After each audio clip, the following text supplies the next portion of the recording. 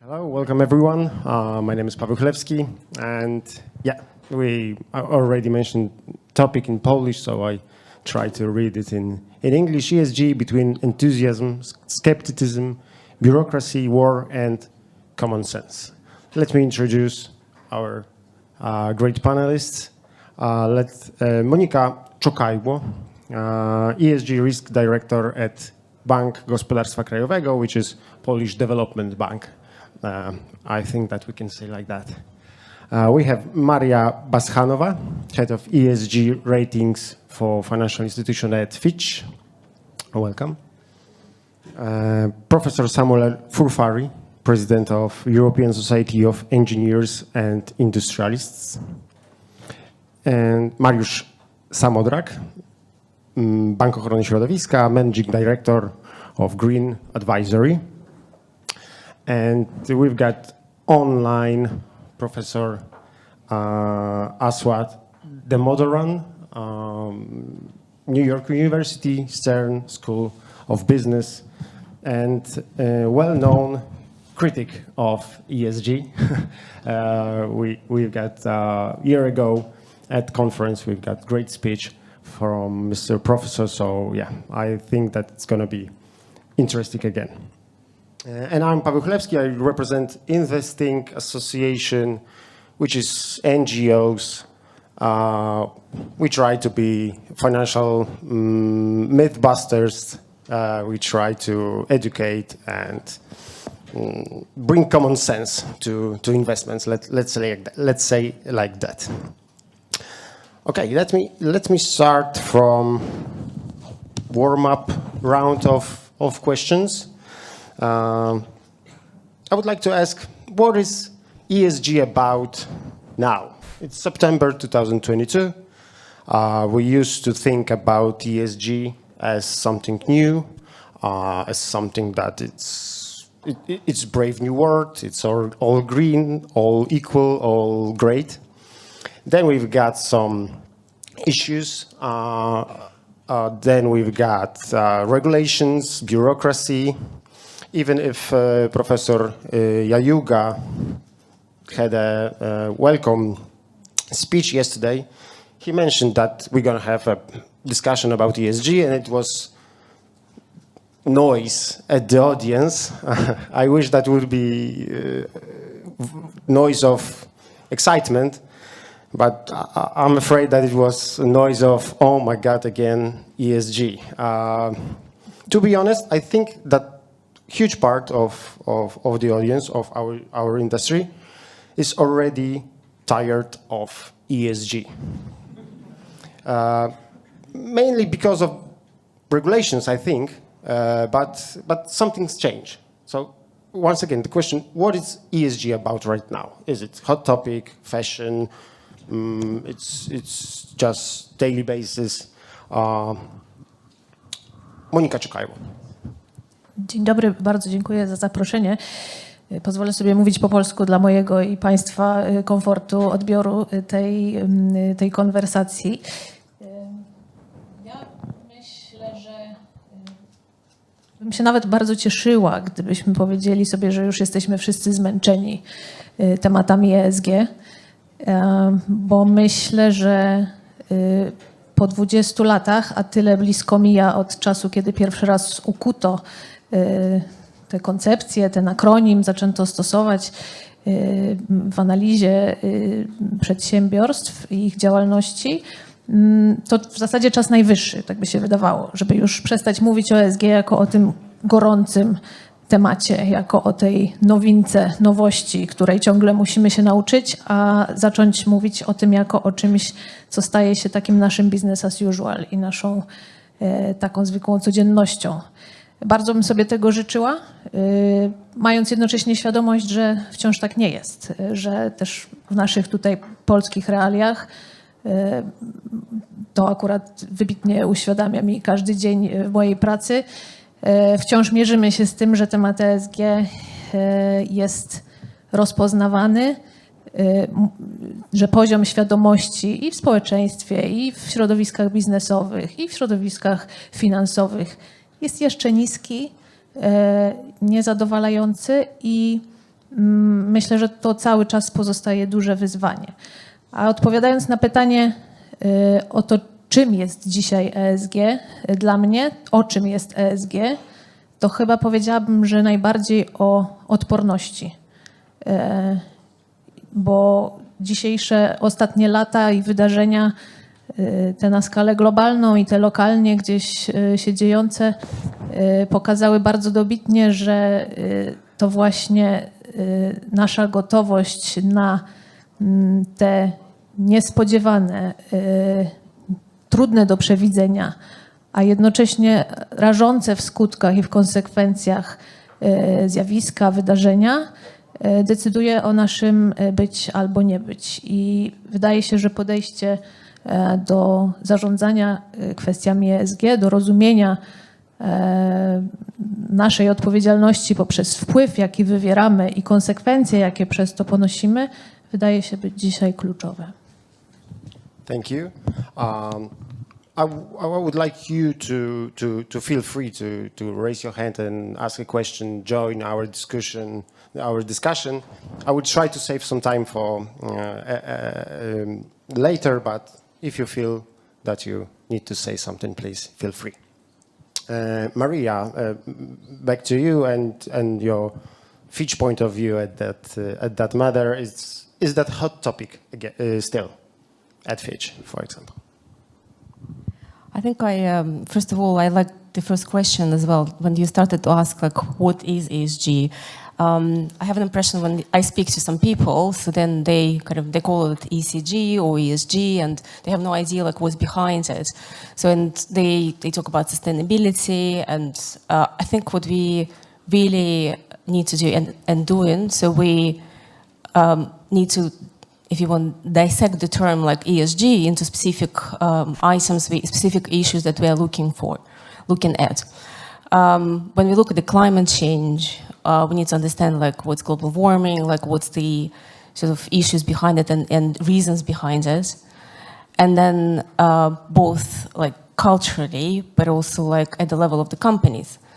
So I think there is a scientific consensus that if we don't do anything, so then the consequences from the physical risks perspective, like of climate change and hazards like fires and floods, etc. So we'll have very big implications, which will be implications from the economical point of view, people migration, etc. But it's very difficult probably to understand as well that when we are looking at these issues, they are all long-term. So even if there are high emissions now and the emissions are growing, so then the impact of them on the impact of these emissions will be long-term. So we will see the like increase of particular like climate hazards, but not now, but sort of based on scientific conclusions, is something that will be materialized like in 10, 15 years. So I guess like it's first of all, like we need to understand what specifically is ESG. Like when we're talking about environmental side, like is it only climate change, or we're also looking at biodiversity loss? We're also looking at the resources depletion, like soil depletion, etc. And equally on the social side, it's very difficult to understand on the social side what we are talking about. There are a lot of initiatives on that side. So we see more and more classifications in terms of sustainable activities and sustainable projects. So one of that is EU taxonomy and various regulations as well. It's not only about EU, so there are other countries as well looking into defining like what sustainable activities and sustainable projects are from the particular contribution perspective, from the outcome perspective. So if you look at for example, at the EU taxonomy, so there are particular technical standards designed by scientists. So it's a science-based approach and very specific classifications and very specific criteria. So, and for the governance, like when we talk about ESG, so governance was always there. So it's just, I think it's probably from the stakeholders' perspective. We now see not only creditors, not only shareholders, but more and more like, let's say, people from the society, all our customers, they are looking into the companies from different perspectives and looking at the like from the communication perspective, from the fraud perspective, how that affect that as well. So I don't think we are, so we should be tired of it. I think we still on the way of education, both culturally and also like within the companies and within organizations. I think that requires specific education or specific knowledge. So, and I think we're on the way. So I don't think like it's a hot subject, but it's something that we still need to consider, as Monica was saying, like on a daily basis or like as a usual business as well. Thank you. Now I would like to ask Mariusz Samodrak, which represents Bank Ochrony Środowiska, which we can translate to Environmental Protection Bank.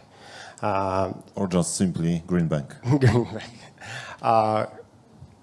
You turning 30 as a bank. I mean that the bank is 30 years old. So Thank you.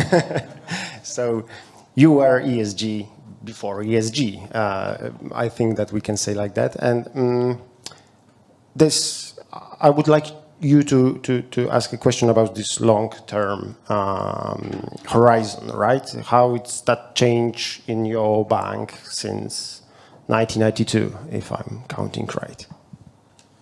Thank you. Obviously, as you mentioned the name, the Green Bank was in the, as it was established, it was in the niche of green financing. Green financing is not only renewables, as you probably may think, but it's a lot of about energy optimization, waste reduction in industry, in transport, in buildings.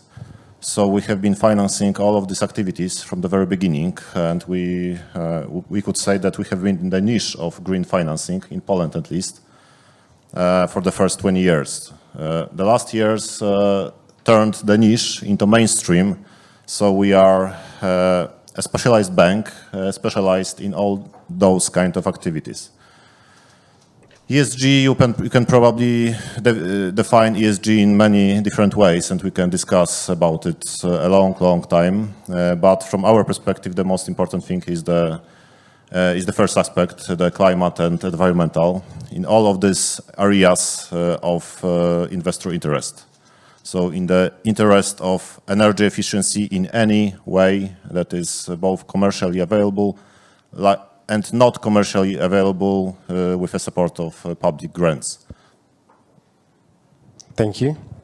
Professor, I think that you are a little bit closer to real economy than me, for example, as a financial advisor. I would like you to ask about ESG in this term. So it's ESG helps real economy, or it's make more harm than good? I mean, energy sector, for example. What's your point of view?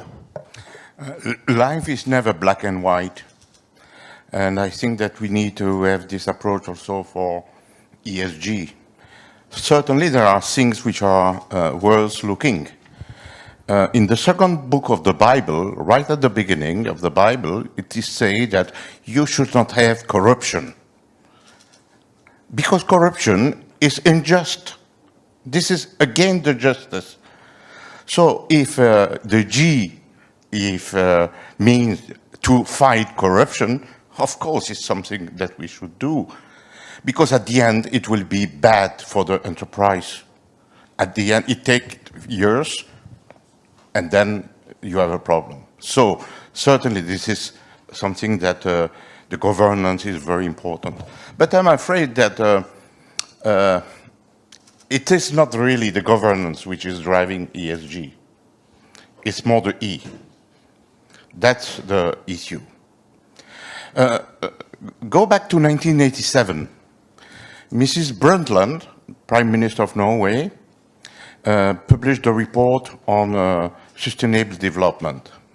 We know the definition. And a lot of people make a confusion between sustainable development and environment. It's not at all the same thing. Sustainable development means, before everything, development. Sustainable is not a noun, it's a qualificative of a noun. And the original idea was to have growth in a sustainable way. But over the time, the term sustainable development has been abandoned, and we have the substantive sustainability. In many languages, it's just sustainability.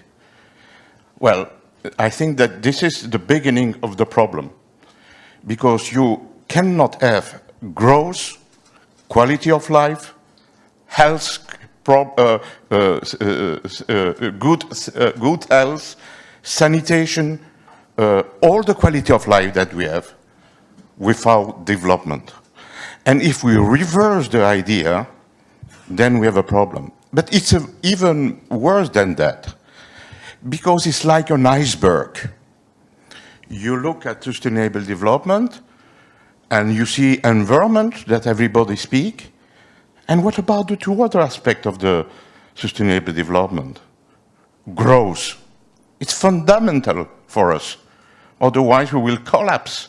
We will not create jobs. We will not improve the sanitation, particularly in Africa. And the S for society. You know, if you can decide to stop all the thermal cars in Varsovia, and then you will have social problems. So that means that we need to have a good balance, but I'm afraid that for time being, we just look at the top of the issue, environment. And indeed, it's even, because I agree with you, the problem is it's not environment, it's climate change. This is the problem for ESG, is climate change. Because if you say that we want to clean the air, of course. If you want to save energy, of course. All the things that you are saying on other aspects of climate change, of course, we need to do that. But the real topic behind that is climate change. And I suppose that we'll come back to that. Yes, for sure. And Professor Demodoran, I would like to ask you a slightly different question. Sure. Is there anything good in ESG, or it's all wrong? That would be great to hear some positives from New York this afternoon here in Poland. Can we say that it's... Let me start by drawing a distinction between ESG and bringing virtue. Sorry, I'm getting a feedback here. Can you still hear me? You just put your finger up, because I muted myself so I don't have the feedback. So the first thing I think we need to do is draw a distinction between ESG and the discussion we're having about what's good for society and whether we as human beings, when we run businesses, when we invest, should bring that goodness into decisions. I'm a true believer that we all have to invest based on our consciences.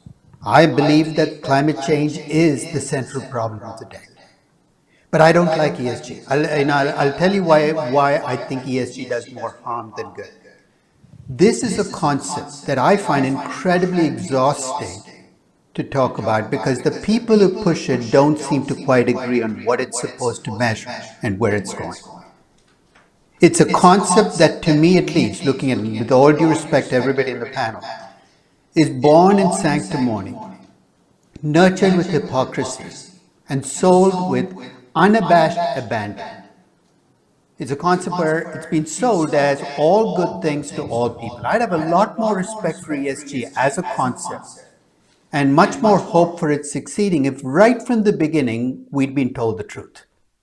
Let's face it, fighting climate change is going to cost us. Cost us as individuals. It's going to cost us in terms of our choices. It's going to create inconveniences. There is no way on God's good earth that you can tell me that asking companies to do the right thing for climate change, for ESG, is going to come without costs. There is no way you can tell me that companies will become more valuable because they do the right thing. There's no way you can tell me as investors that we can do the right thing. I mean, the history of humanity is that goodness has always been the more difficult path. It requires sacrifice. For the last 14 years, what I've heard from the ESG people is, you can be good and you can be more valuable. You can be good and earn higher returns. Stop the lying. That needs to be the first step. If we need an honest discussion of goodness and how to bring it into businesses, stop making it seem like this is something we can do without consequences, without cost. And if we did that, I think we have a halfway chance of getting it embedded in the practices of businesses. So that's my hopeful thought. As I said, I don't see much hope with the way it's structured, because I think this horse is out of the barn. The way it's been structured, it's taken on a life of its own. It's become a gravy train for a lot of people making money off it. And when people make money of a concept, it's going to go to places you don't want it to go. And my worry is that it can actually set us back. In fact, we care about climate change. We care about the things that we claim to care about as a society. Pushing ESG forward is going to make things worse rather than better.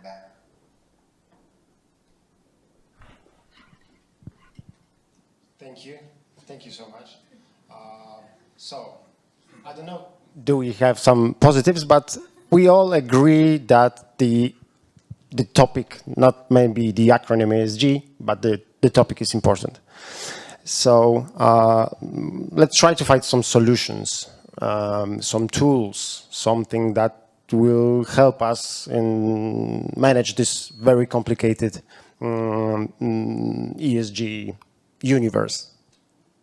Maria, I know that Fitch got ratings, and you start with the ESG ratings recently. Is that part of the solution, right? Is we are lost in this ESG universe, as I said, and maybe is this rating a answer for all the questions, why we need it, and what Fitch do in terms of ratings? So probably I start saying that when I was studying finance, I studied by the books of Professor Damodaran. So it's probably like a lot yes. of people here. So and thank you very much. So I just take this opportunity to say that. The second thing I wanted to say is that I disagree that ESG is about doing good. So I think if we dissect the ESG into specifically, again, and then maybe let's put governance aside, and if we look specifically at environmental and social, so on the environmental side, it's not about doing good or the companies being good or not. So I think we currently at the point that from the environmental perspective, like if we don't do anything, if the emissions and continue to accumulate and we reach the point of like 2.7 degree that scientists mention where we are heading without doing anything, then simply the consequences for from the company's perspective, the business perspective, like it will be impact on the assets. There will be like the hazardous events that we that will cost quite a lot as well. There will be impact on the assets of the companies and also in terms of society as well, like moving. I mentioned like migration of people. Resources depletion. So if we talk about the growth and we don't have like water, for example, so that will have a big impact as well. So I don't think it's really about companies doing good, but recognizing that that certain aspects we need to change. So then if we want to stop the trend of growing emissions, so I mean in terms of specific sectors of the economies or specific habits, so we need to change. So that's in terms of what Fitch is doing. Yeah, so we joined probably quite late compared to the other agencies, like on sustainability side, so, and then the other agency, the other credit agencies. So if I talk about sustainable Fitch, we specifically look at the impact of the companies into environment and society. So, and when we talk about the credit risk of a company, so there is also a certain impact of environmental factors on the company. So we consider them separately. Yeah, I think. Sorry, the question you. Simply why we should use ratings, not maybe only Fitch ratings, but let's say ratings. And that's probably another controversial question as well, because you have quite a lot of ratings. No one understands what's behind them. Are they looking at how the companies integrate environmental risks into their risk management? Are they looking at the impact? Are they looking at how physical and transition risk impact the company itself and the company business? So first of all, it's not consistent. It's very important to understand what the ratings are about, what specifically they are trying to pick up. I think, for example, for us, so we not only provide the rating, but there is a commentary behind it. We're looking at about 200 specific data points, and we provide this information for investors as well. So our role in that is provide our view and the underlying data for investors to make their decisions as well. So yes, it is useful, but again, so we need to understand what's behind it. And in terms of ratings, credit ratings are correlated each other with Fitch, Moody's, S&P, 99% correlation. ESG ratings are all over the place right now. It's because of your tools, or it's because of its early stage for this rating. So maybe that's how it should be, and the opinion on ESG can vary as much. I think this is not, on one side, it's not a regulated space. In terms of disclosures, it's a very fragmented space. There is no standardization, even if there are several initiatives to standardize the disclosures of the companies. And then the agencies decide on their own what methodology to use, and some of them are only looking at the climate change, some of them are looking at the environmental issues, and some combine E, S, and G. So it's really, I think it's not standardized, but we are all looking at each other. I think we at some point we might have more clarity on that as well. Thank you. Bank Gospodarstwa Krajowego, Polish Development Bank, got ESG in your mission, in your strategy. That's briefly what is this bank about, right? And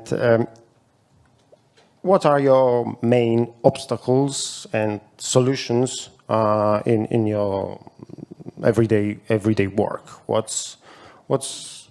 is complicated? What is wrong? What would be solution for that obstacles, let's say?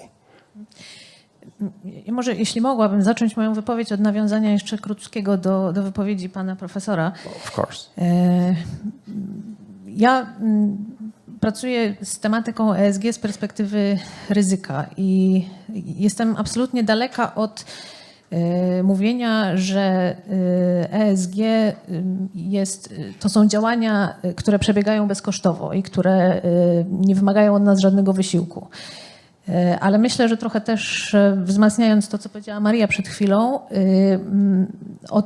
o tym przewidywaniu konsekwencji. To znaczy, że nierobienie niczego może skutkować, że te koszty, które będziemy zmuszeni ponieść, będą po prostu jeszcze wyższe. I o tym właśnie jest zarządzanie ryzykiem ESG, żeby te koszty zminimalizować. Nie w imię robienia czegoś dobrego dla własnej satysfakcji czy dla poprawy nastroju, tylko w imię zabezpieczenia się na okoliczność wydarzeń czy zjawisk i skutków zmian, które już teraz zachodzą na naszych oczach i których już teraz doświadczamy. Jeszcze mam takie wrażenie, że do niedawna jeszcze mówiliśmy o zrównoważonym rozwoju takim górnolotnym hasłem, że to jest to zabezpieczenie przyszłości naszych dzieci i tych przyszłych pokoleń. A dzisiaj już dzisiaj już nie mówimy o przyszłych pokoleniach, bo dzisiaj już mówimy o swoim własnym losie i o perspektywie najbliższych 10, 30 czy 50 lat, gdzie my już teraz w tej chwili doświadczamy skutków zmian klimatu i no to jest dokładnie pytanie o to, na ile my będziemy na to gotowi i na ile my pozwolimy, żeby te skutki się pogłębiały. I teraz przechodząc do pytania o to, jakie są jakieś przeciwności czy trudności, które napotykamy, nie myślę, że szczególnie jako Bank Gospodarstwa Krajowego, myślę, że jako po prostu bank, który mierzy się z no, bardzo dużą taką machiną regulacyjną, która nakłada pewne ramy, ale też mamy świadomość tego, że te regulacje i ta cała taka obudowa administracyjna w zakresie zarządzania tematami ESG jest nieunikniona, ponieważ my jako globalna społeczność podjęliśmy pewne zobowiązanie. Tak? Zdecydowaliśmy się, że podążamy w kierunku zeroemisyjnej przyszłości, że to jest wyzwanie, któremu chcemy sprostać i no, co tu dużo mówić, nie da się chyba tego wyegzekwować bez nadania temu odpowiedniej takiej struktury prawnej i administracyjnej. No już mamy trochę doświadczeń, które nam pokazują, że takie górnolotne dyskusje wzniosłe i deklaracje niekoniecznie potem przekładają się na rzeczywistość. I wiemy już też, to też już społeczność globalna doszła do tego wniosku, że również nie poradzimy sobie samymi politycznymi wzniosłymi decyzjami, ale potrzebujemy zaangażowania wszystkich stron, potrzebujemy też zaangażowania biznesu. No i znów ta dobrowolność oczywiście jest bardzo takim wzniosłym i takie działanie na rzecz wspólnego dobra, takim pojęciem. No ale znów te ramy są jednak potrzebne. Więc oczywiście myślę, że jedną z podstawowych trudności, z jaką się borykamy, są po prostu wyzwania regulacyjne, tempo, w jakim one są nakładane, czasem niespójność pomiędzy nimi, czasem to, że one są nieskoordynowane, może nie do końca tak skoordynowane, jakbyśmy chcieli, że z różnych stron te oczekiwania ze strony regulatorów napływają i no to jest dla nas największe wyzwanie, które jednak mimo wszystko staramy się zrozumieć i podejść z pewną wyrozumiałością i też sprostać mu jakby niezależnie od oczekiwań regulacyjnych. Regulations are the topic, I must say. This morning at this stage, it was Vice Chairman of Polish Financial Supervisor Authority, and he said that we got too much regulations. So if regulatory authority said that's the issue. Is that the problem in Bank Ochrony Środowiska, in Green Bank? Because it's I can imagine that it's quite a headache in Bosch as well. Probably yes, in all banks, I just have the feeling that the more I look at the regulations, the more I found the regulations inside. Just the opposite with Winnie the Pooh. The more he looked inside, the more Piglet wasn't there. And obviously, when we have investor demand for comparability of the green aspect, we have to have some regulatory insight to make this comparable. Because nowadays, each financial institution can show their green portfolio differently. And if the investor wants to invest in a green portfolio, then you would have to have a comparability. It's obvious, probably, as with financial statements. On the other hand, when you are talking about ESG, and I want to repeat what I said at the beginning, that the topic is, we are talking about ESG, but each of us may talk about different things. Because the topic is so broad and undefined at the end of the day, it's not a strict one definition, that we may talk about just different things. And SNG is hard to measure, obviously. It's not, there are not financials in it. It's hard to give one note. For example, in the elementary school, you have two classes, two kids, and one gets A grade for behavior and the other gets A grade for behavior, so the S sign. Which one is better? Yes, this is very hard to define, and The comparability of at the end of the day may be very difficult. I hope that we are maybe in the whirlpool of regulations. At the end of the day, the whirlpool of regulations should not kill the idea. And the idea is not to make everything as troublesome and difficult that no one understands it. The idea is to make it simple and reasonable and understood for the investors. Okay, thank you. Professor Demodoran, I would like to ask you about the solutions. Let's imagine that we've got no ESG and we need to start some sustainable revolution tomorrow. That's a blank white piece of paper. Right. What we should do, in your opinion? I'll give you my hopeful ideas on ESG. The first thing is, let's start, as Maria said, let's accept the premise that climate change is the singular challenge we face as humanity. We have to solve it to live on. The question then becomes, where does the solution to that problem lie? The solution, I think, has to be a political solution first and a business solution later. The reason I think I have a problem with ESG is we're, in a sense, outsourcing what should be done through laws and regulations to businesses. Now, I think the point was made about things being done voluntarily. And if it's a privately owned business and you're the sole owner, of course you can choose to do things on your own because of what you feel in your conscience, what you feel is right. But to impose ESG requirements on publicly traded companies and have a top-down definition of what comprises good on each of these three dimensions is, I think, extremely dangerous. Now, to Maria's, I think Maria is a lot more optimistic about what ESG ratings and scores are going to do than I am. Now, I've discovered that whenever something is measured, it gets gamed.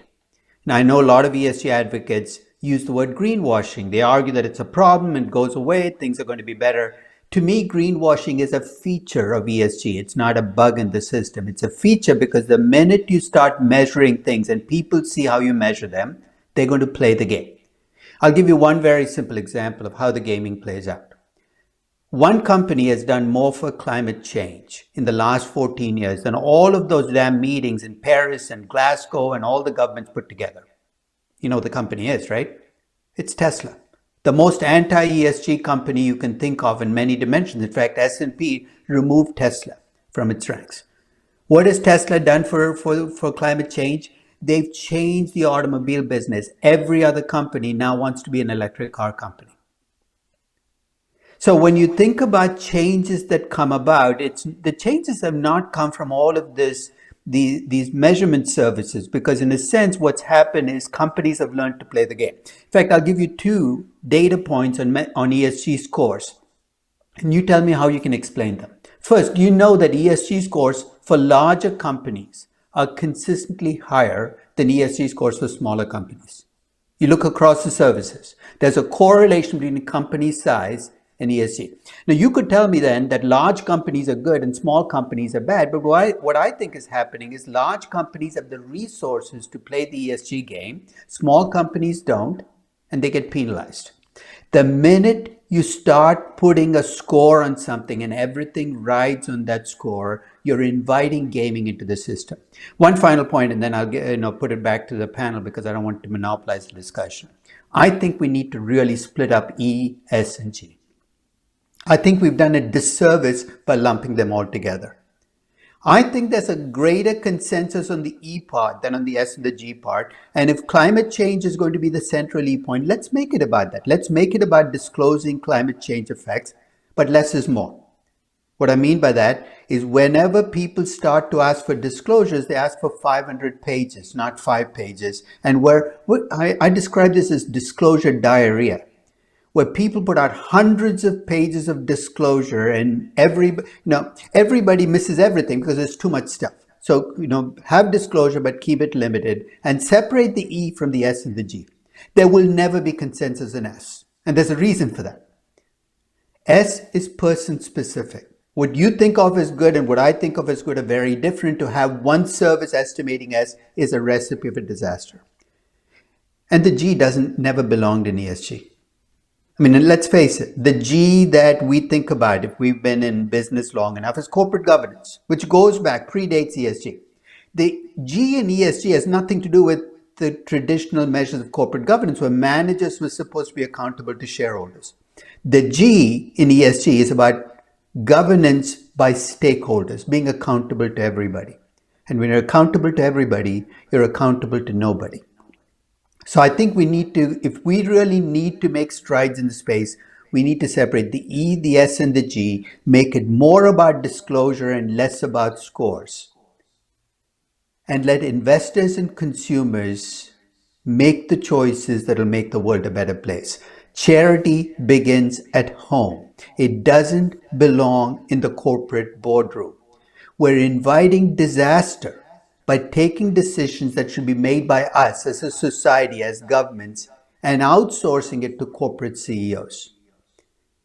Because nothing good can come out of that process if that's what we end up doing. Sorry, I'm done. Professor Furfari, you want to comment? I wonder if we are going to create the IPESG, like the IPCC. Because if we continue like that, of course the United Nations will take that and create a new body that will control our life. Because this is the way the United Nations is working. Each time there are possibilities to control the life of people, they are there. And it's always wrong. Because I don't know if you are aware, but there are a lot of criticism about IPCC. And there will be criticism about IPESG, of course. Of course, it is not in the mainstream. But people are aware that IPCC is not totally correct. Do you know that all the numbers that we have on CO2 emissions are wrong? The main CO2 emitter is coal. There is no two coal similar in the world. But they use the same number for all the coal. So all the numbers are wrong. Not only all the numbers are wrong, but particularly the number of China are wrong. Because the number of China are based on different coal, a lot of clandestine coal, and therefore we do not have a real picture. But politicians, media always take that as a reality. I learned in my life not to, because I am a scientist, not to trust number. In God we trust, and the other have to bring number.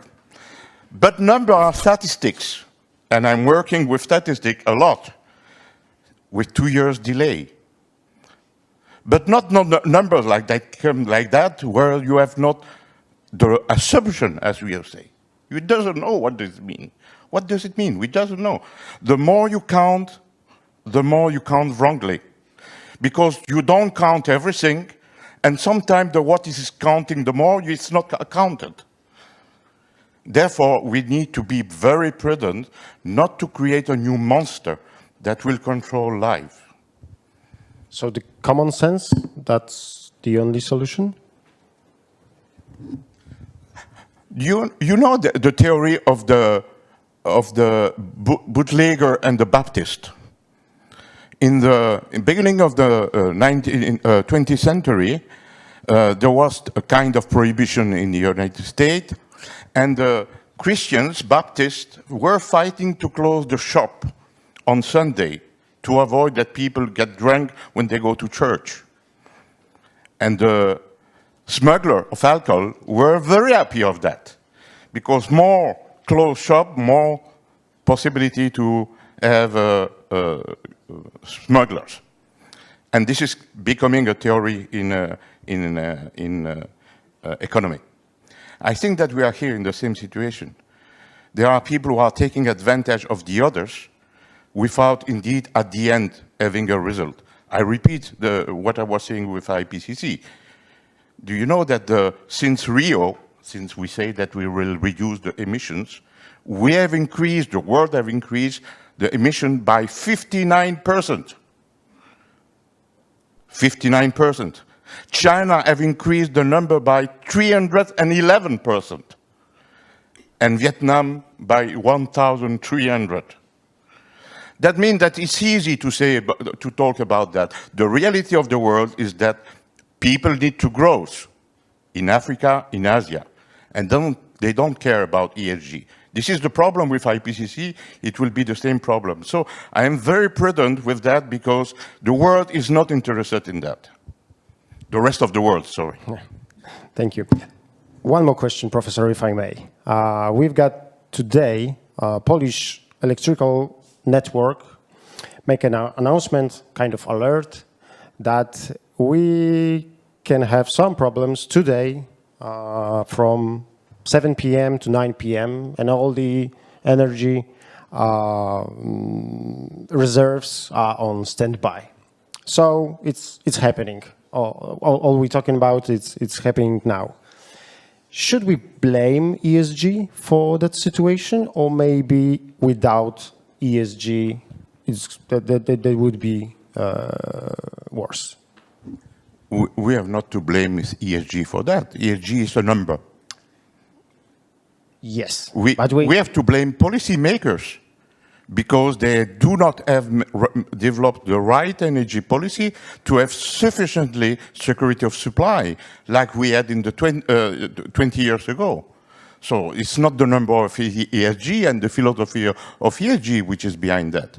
I think it's just the problem in all Europe about energy policy.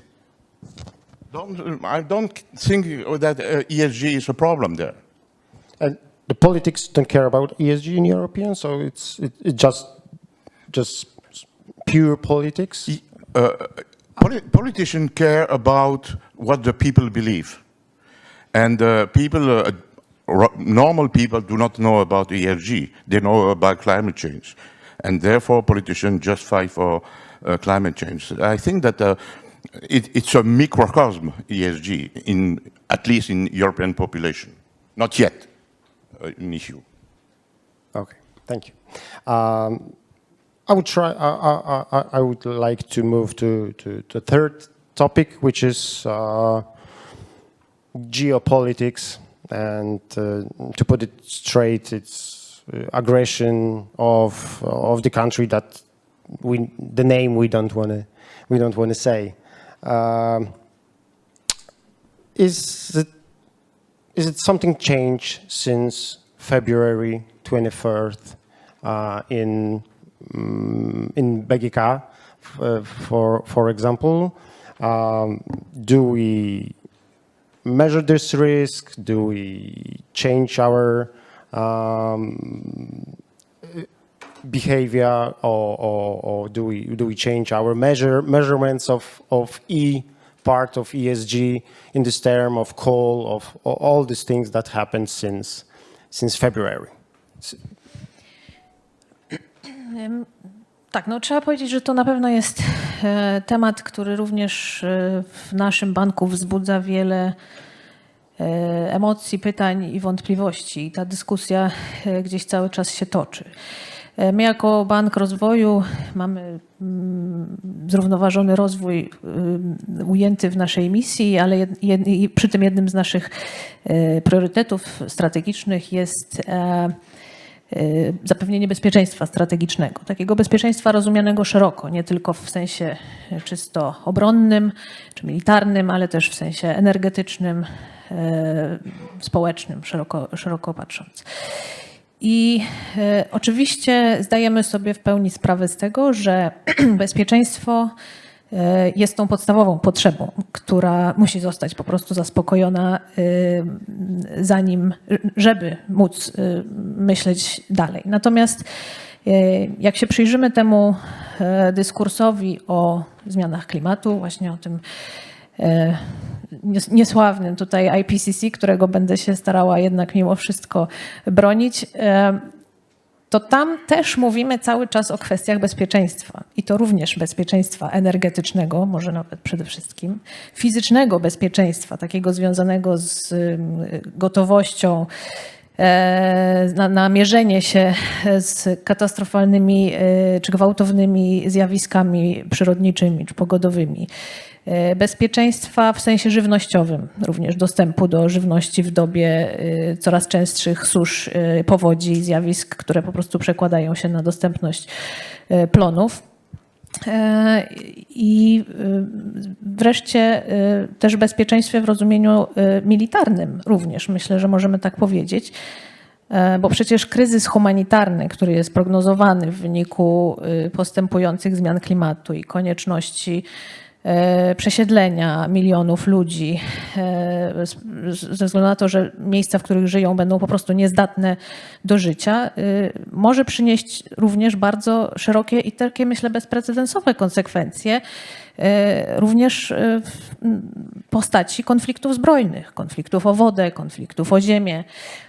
Więc znów mówimy o bezpieczeństwie, tylko w dalszej perspektywie. I to, jak my postrzegamy w BGK ten wymiar odpowiedzialności i zapewnienia tego bezpieczeństwa, to jest właśnie ta dwuwymiarowość, znaczy to tu i teraz, kiedy musimy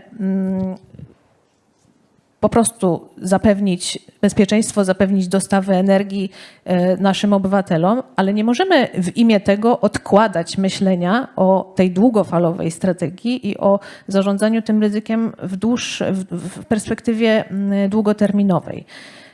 Dlatego no to jest największe nasze, myślę, wyzwanie, z którym się mierzymy, żeby tej podwójnej perspektywy nie stracić. Okay.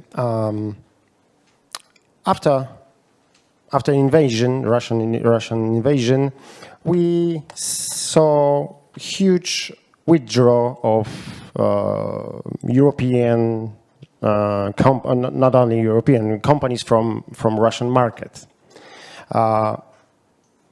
Why it happened? I don't know. Maybe because of ethics. Maybe because of afraid of PR and stuff like this. And is that show us that maybe we don't need ratings, we don't need regulations, and as Professor Demodoran said, it's just self-regulated. It's let the company decide it, let the people decide it. Mariusz Samodrak, please, or some comment in this topic. It's always it's not a simple black or white answer, as Professor said at the beginning, and it's not always that I believe people decide. It's sometimes that the regulator or the upper body decides. Just maybe two comments to the previous quotes. I just wanted to comment on Professor Damodaran split of E, S, and G.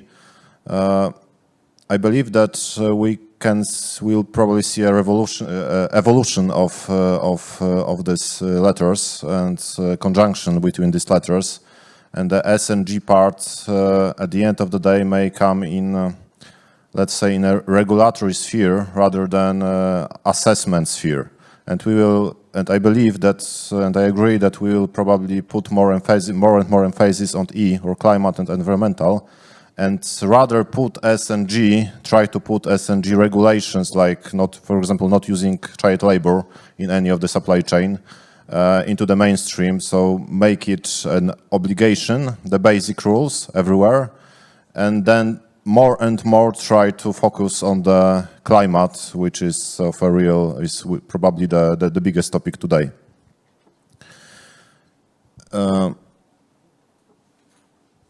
Coming back to the question, as I said, this is the mix. This is amalgamate, and for example, talking about security of electricity, you would probably have a policy mix in every country. So you have to have a strategy. how to make the mix of energy both sustainable but also bringing security of supply, because the policy should be at the beginning. But on the other hand, you have the downward movement when the technology becomes commercially viable. So the policy mix should be flexible, and it should react to this movement. What we can see now is a kind of going back to the history, because when the electricity market started to evolve, they evolved from the decentralized markets. So where you have buildings, where you have a factory, you build a small electricity plant, power plant, and the network was greatly decentralized. Then came the revolution in the electricity markets, and we concentrated on building big coal-fired or nuclear power plants. And especially in times like this is not like current. This is not maybe a perfect solution, because the decentralized combination of decentralized and centralized network is more flexible, but it's more secure from the point of view that you cannot. It's harder to switch 1,000 smaller plants than one big power plant and make a blackout. So we believe that supporting the smaller installations and supporting this efficiency, both from demand and output side, from demand meaning investing in electricity efficiency, makes sense, great sense for the security. Thank you. Let's move to the greenwashing. Professor Demodoran, I would like you to ask. The critics of ESG shows us are examples of greenwashing. And we used to say that ESG is a buzzword. I think that greenwashing is not. Now it's a buzzword. And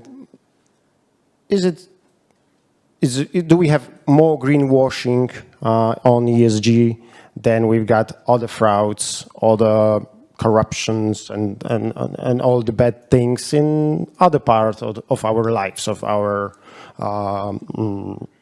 businesses? So is the greenwashing such a big deal? By itself, it's not. I mean, that's. No, any time you have a measurement system, you game the system. It's human nature. I mean, I'll give you a very personal example. I teach at a university, I teach at a business school. And 40 years ago, Business Week started ranking business schools. They put out a score and they came up with a rank.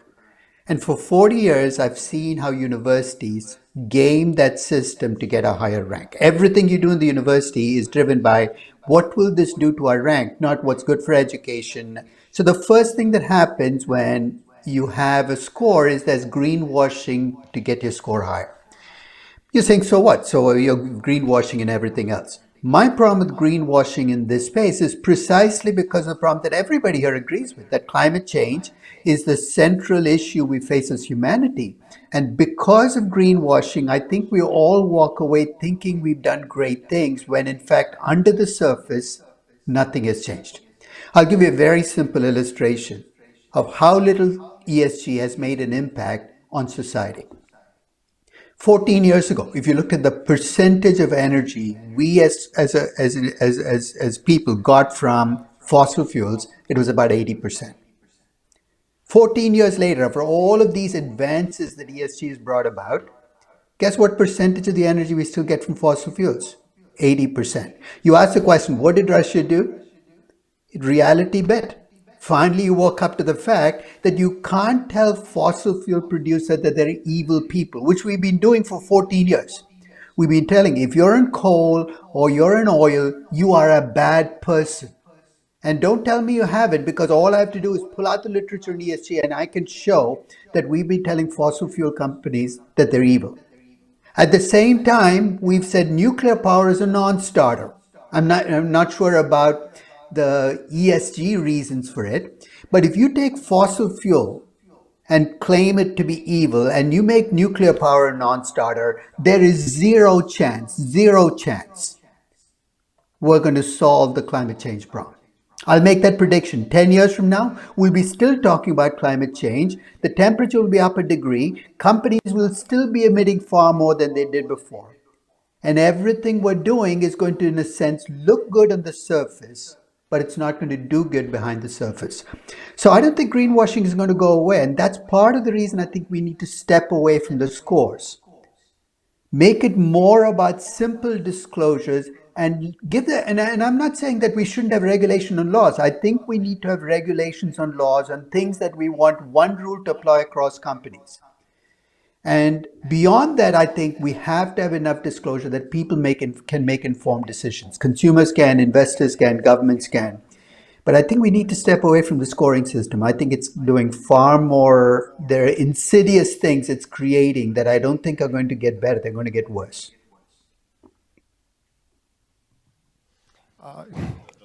Can I comment? A small comment on the nuclear energy. I just believe that the nuclear energy views are location specific actually. In some locations, from many locations, the nuclear power is rather not contra ESG, but it's viewed as a zero or low emission source. So there is a light at the end of the tunnel, also for the nuclear energy. Professor, please. I think that we are playing a very dangerous game. The news is of this morning. Abu Dhabi will buy Gunvor, their big trader. That means that a big oil and gas producer will buy a big trader. Why? Because there is no future? Come on. There is no solution. For time being, there is no solution. Oil and gas is there, and coal in China is there to remain. And therefore, if companies want to lose money, it's their right. The board can decide to lose money. By the way, you have seen that CalPER, the pension fund of the California, have announced that they probably lose 11 to 18 billions in 10 years because they choose the wrong investment. That means that there will be a reaction. Of course, there will be a reaction. You have seen that Texas have already decided to stop collaborate with the banks which are putting ESG in the front. West Virginia also, and a number of states in the United States are saying, if you want to kill us, don't work with us. That means that there will be a reaction. The companies will not accept to kill themselves with those numbers. So I think that the fact that people will realize, as Mr. Putin has demonstrated, that we will not escape from fossil energy, companies will react, and probably we will be able to be more serious in this business. Maria, you would like to comment as well. I think it's so many points we touched on, and so many things like I really wanted to kind of comment on. But we have very limited time as well, so and I guess like we have probably some questions as well from the audience. I think one point probably on the scores, I completely agree. We should not rely on the scores or ratings themselves. So we really should look like at the drivers behind it and looking, for example, at the point of greenwashing. So when we see the commitments from the companies, we really kind of need to understand what's behind it. If you look at the commitment for net zeros, for example, from the company, without any information how they're going to reach it, like are they relying on are they using the offsets? Are they trying to reduce the emissions? So that's where the sort of greenwashing comes as well. When the company is trying to be better than they are and trying to put a lot of good words instead of putting like some specific metrics and explaining specific steps like how they're going to reach it. Thank you. Now it's time for questions.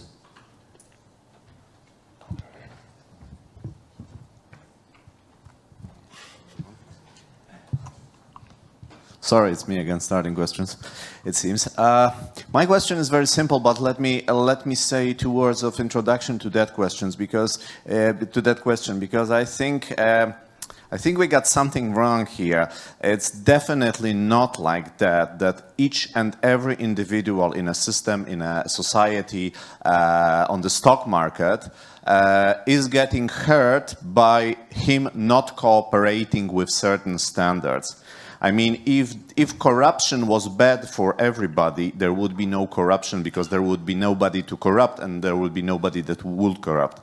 The thing is that if there is a corruption, it's very beneficial for the one who is involved in corruption and it hurts all the other ones.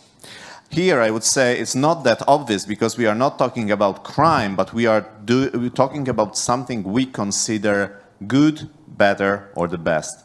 So my question is, what should be our approach as Europe, or maybe as our companies we are managing on daily basis? Because as you said, Professor Forfari, we have declared as a world or as countries, we have declared to lower the emissions. At the same time, some countries have made them higher and some made them very high, higher than what we were planning. And my question is whether us as Europe or us as Poland or us as our companies or us as ourselves, whether it makes sense to actually be proactive and to try to be better in terms of whatever we think, climate change, CO2, environment, whether it makes sense, especially in climate change because it's supposed to be a global issue, to do more than the others. Or is it better to actually closely monitor the others and either start doing things together or be really prudent and be really averse towards what's being said? Does it pay off to be proactive? Anyone? Maybe a quick question to you then. When you are probably, maybe are you living in Warsaw? Yes. We'd like the air in Warsaw to get better at a pace quicker or faster than on average in Europe. Probably faster, and you'd like to live in the city that has a clean air very fast. I would say it's relatively clean. I was raised in times when it was much more dirty, so I would say it's not that bad, but. Yeah, we can probably argue, or we can look at the statistics, and the statistics are not that clean, I would say.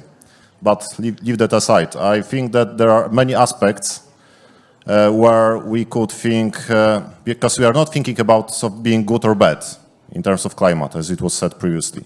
We are thinking about aspects of security and believing whether this is more secure or less secure.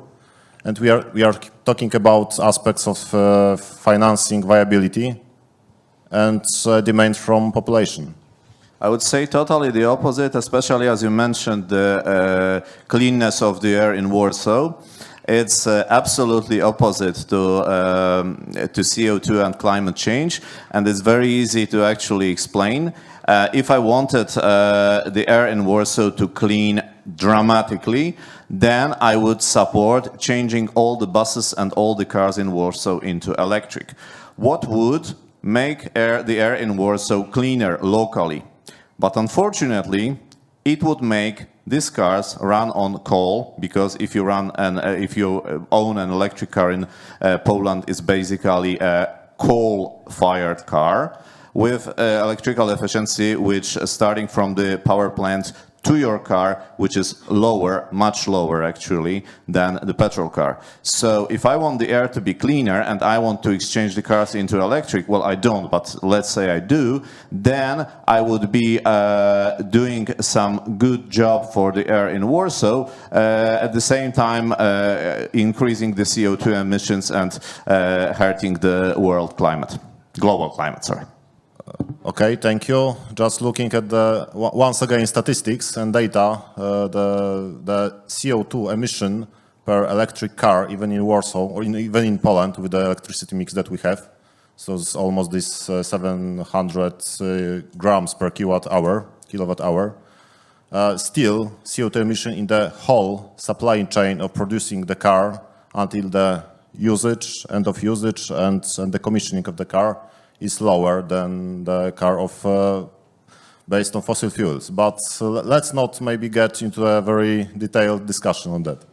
Jeszcze może tylko dodam, że walka z zanieczyszczeniem powietrza w mieście nie musi sprowadzać się wyłącznie do wymiany floty samochodowej na elektryczną, ale może dotyczyć też takich obszarów jak chociażby promowanie transportu zbiorowego i stwarzanie warunków do transportu również indywidualnego, takiego jak rowery. And especially low emissions, so low emissions from the buildings. So what you use to heat your building.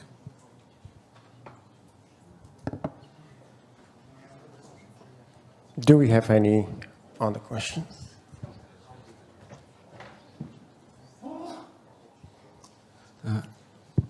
Andrzej Browalski, I have a question for Monika.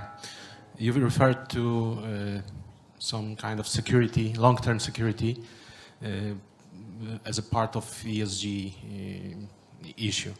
And at this very day, around 3 billion people around the world have no or very limited access to electricity. And facing this dilemma of no energy and dirty energy, no energy means no chance for education, for progress, for productivity increase, and for development. So sustained poverty for those people. So whose security did you mean by saying that ESG is a part of? And maybe to Maria also, do you think that almost half of global population would care about those ratings and their governments about issuing and struggling for getting those ratings? Dobrze, to może zacznę. Dziękuję za to pytanie.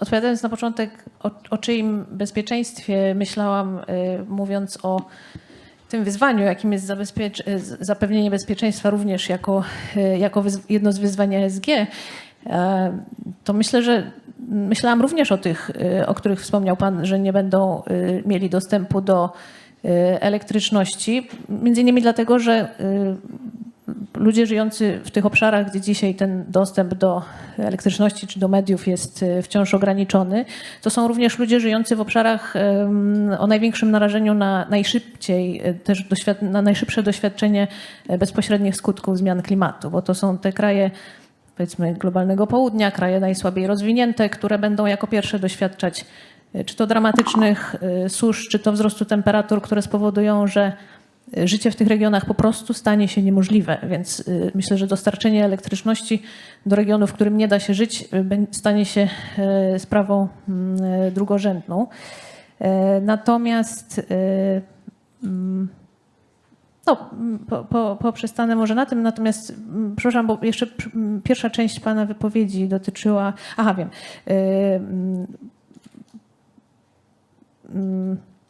No dobrze, poprzestanę na tym, przepraszam. I probably will first add to the point that Monica was answering as well. So I don't have the numbers with me, but to build a renewable energy plant like the wind farm or solar plant is cheaper than to build like the oil and gas plant and the system that will transform the energy. So, and especially now when it's like now with the technology development. So, and there are like some plans in place and some initiatives like I think for what is called just transition. So which are looking specifically how the transition from the high carbon to lower carbon will affect and will be distributed and what impact will be specifically on the emerging markets as well. And then to move to your question to me, so like whether this population will care about the ratings, we, as a rating agency, so we provide ratings not directly to consumers. Like our clients, if you want, are the investors. So we provide our analysis, first of all, not only scores, but our analysis and the commentary to investors so they can make the decisions and then they can redirect funding into more sustainable areas. I know that you are not an energy and you are a financer, but I cannot leave you telling to an audience that renewable wind and solar are cheap. This is not true. This is false. Because if it was true, there was not necessary to have a directive obliging to produce and to buy in 2009, in 2018, and now in 2022. So since 2009, we are obliged to produce something which have no market sense. Of course it's cheap, wind is cheap, but it perturbates all the network to the point that you have the problem you mentioned, and the network perturbated need gas. And why Mr. Putin make the war? Because of renewable energy. This is the problem. So please don't repeat anymore that wind and solar are cheap. This is not true. They are sympathetic. This is true. So it was a particular case like when in the UK, so there was the development agency, and they are also, this is very high on the agenda for UK as well in terms of the energy security. And yes, of course, you have the infrastructure around it. So it's not only about the sort of producing energy, but also like to put it into grid and to distribute it. But in terms of cost of the particular plants, so that's at least what I've heard about. But yeah. All right. So Just maybe a small comment. Obviously, at the current mix and the technology, you need gas or probably gas, and coal or nuclear plant. Apart from renewables, obviously, because they currently, the current mix cannot run alone. But bringing renewables into the mix, then you need less gas and less coal. So the impact of the other side is less. Professor? Sorry. Windmill is producing 23% of the time. Each time that you put a windmill, you need to put 7% of something else. Wind is not blowing all the time, 23% of the time. So that means that the more wind you introduce, the more other things you have to do. So you have to make two investments. It is why in Africa, nobody is doing that. They have not the money to make two investments. In Europe, we had the basic, and so you can have the renewable. But if you don't have the basic, nobody makes the renewable. We can probably discuss the economics, and I'm just not commenting on the economics, but just the pure security of supply of gas and coal. Exactly. So you need the security of supply. So you need. And the wind is intermittent. If we have a demand for 100 and we supply this demand with 20 from wind and photovoltaics, then the rest is 80 and not 100. No, because it's not the same. Let's move to another question, maybe. if I may, because If you combine the two, this discussion can be endless. 23, solar is 11. If you combine the two with thermostat, you have 21%. Yeah. Thank you for the discussion, because I find this discussion extremely interesting and just get to know many different views from many different points. But what we all agree on that from ESG, the E is the most important thing, and the global temperature of the Earth, right? Not to exceed the hike of 1.5 degree. But we are discussing, the whole discussion is held here in Europe, in relatively developed country. And just combining the discussion with the discussion we've had earlier today and yesterday with geoeconomics. So It is said that China is going to develop at all costs, right? And they are mainly based on coal. And the global temperature means global for everyone. So does ESG really matter in this new Cold War between, let's call it, China and the States, right? So is it do we have anything to convince China not to base their economy on coal, on high emissions, and so on? You know what I mean? That's the main concern, because from our perspective, it's something obvious, right? We have to do a reduction of emission, pay attention to that. But is there any hope for that, for the future, for us? Maybe just a quick point. Sorry, maybe just a quick point on that. So it's I'm not, yeah, in terms of not using coal, that's a big question. But they are doing quite a lot in terms of putting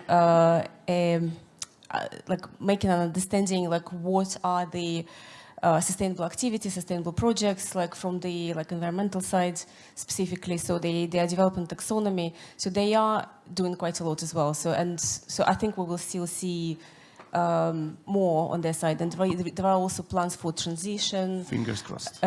Yeah, and but we didn't mention India, for example. So they didn't sign like Paris Agreement, but China did with a longer term. Sorry, and India also like I think 2070, while China 2060. Yeah. So I think 2070, it's quite a long time. China is currently, as far as I know, the biggest investor in renewables and nuclear power. Obviously, size matters. China is big; it's a big country. But what does it show? It shows that they are not backing all of their power on fossil fuels, gas and coal, because they understand probably that the security matters. And the faster they grow, they would have the faster problems with securing their supply of coal. I'm just leaving apart now the question of being environmental friendly and whether or not they are. They want to be in 2060 or 2050. The pure economics or the pure security of supply matters, and it's just bringing the idea that you need something more. A lot of nuclear, a lot of renewables.